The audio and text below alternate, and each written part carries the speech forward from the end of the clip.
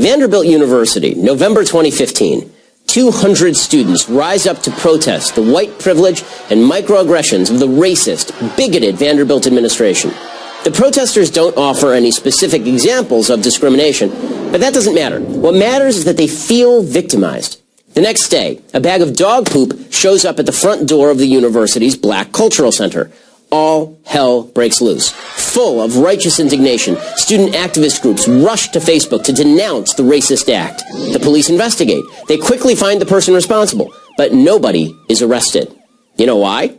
Because it turns out that the bag of excrement wasn't a racist attack. It was left by a blind girl with a service dog. She couldn't find a trash can, so, wanting to do the responsible thing, she left the bag outside the door of a nearby building, knowing a janitor would pick it up and throw it away. The student group did apologize, but then they added another charge against the administration. The needs of students with disabilities on this campus are also marginalized. Seriously, this is not a joke. On the college campus today, feelings rule facts and victims are heroes. According to the left, all inequality in America is due to victimization. They start by claiming that all non-white people in America are victims of white privilege. Then come women. They're all victims of the patriarchy. Then come gays and lesbians and the transgendered. They're all victims of our heteronormative and homophobic society. But what if you haven't actually been victimized by anybody? That doesn't matter. To the left, so long as you feel victimized, you're a victim. Even if you have never actually experienced discrimination, you've surely been targeted by microaggressions. You know, nasty little words and phrases that weren't meant to be insults, but just are. If somebody asks you, where are you from, that's considered a xenophobic microaggression. They're implying that you are a foreigner. If a man holds open a door for a woman, which, by the way, you're supposed to do, that's a sexist microaggression because he's treating her like she's a helpless female. Of course, he's also treating her like she's a woman. But how would he know? And heaven forbid anybody address you by your biologically accurate pronoun. What if she identifies as a man? In short, everyone's a victim, except, of course, straight white males. Also, anybody who dares to disagree with the left. If you're guilty of either of those crimes, you must be confronted, even if doing so requires actual aggression, like, say, a riot. Here's a trick the left plays to justify their violence. First, they say it's okay to punch Nazis.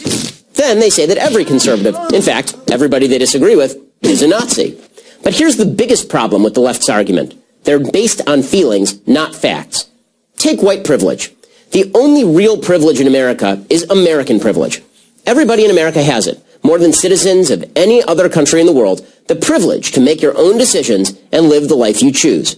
According to the liberal Brookings Institution, if you make just these 3 decisions, you'll do fine. And with drive and ambition, you'll probably do better than fine. First, finish high school. Second, don't have babies before you're married. Third, hold down a job. If you do these 3 things, you'll be on your way to the privilege of middle-class life, regardless of race, ethnicity, sexual orientation, or gender. Also, there's no patriarchy. Women already make up the majority of college graduates. According to Time magazine, young single women without kids already earn more than their male counterparts. Oh, and gay and lesbian couples, they earn more than their straight counterparts too. These are facts, and facts don't care about your feelings. Neither will your employer if you get a job after you leave school. The moment you graduate, reality is going to hit you like a truck. People who give you a paycheck expect you to produce. They expect you to work hard.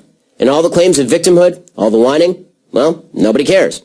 So, stop worrying so much about your feelings and start worrying a little more about being a good person, doing your best, and not getting in your own way. If you don't, the only thing you'll be a victim of is yourself.